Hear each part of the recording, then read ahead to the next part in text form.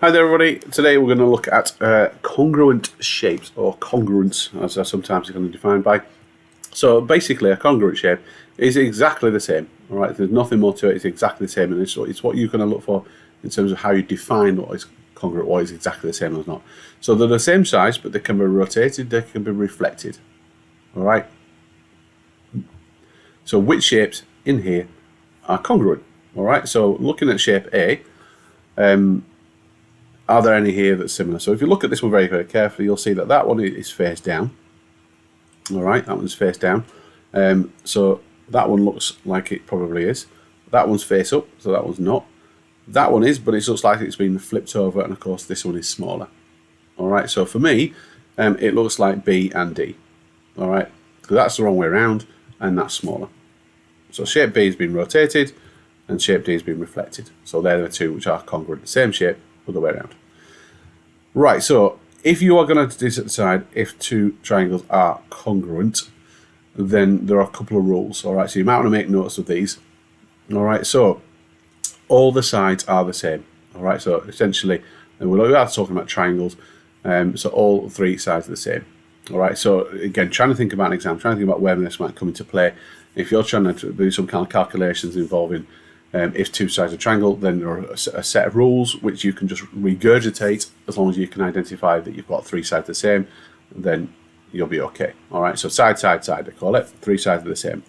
Second one is if you've got two angles and a side. All right, so you have to look at this particular way. So angle, side, angle.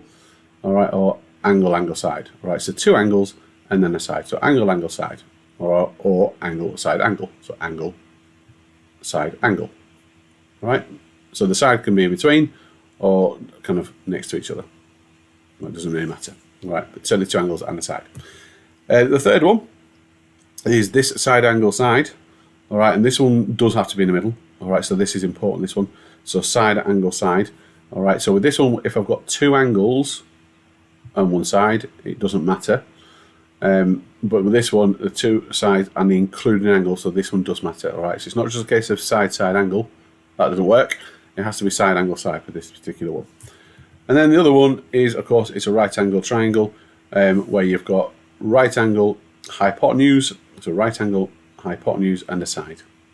All right, and it doesn't matter which side it is, but as long as you've got a right angle, a hypotenuse and a side. All right, so they are your four situations which you can say if something is congruent or not.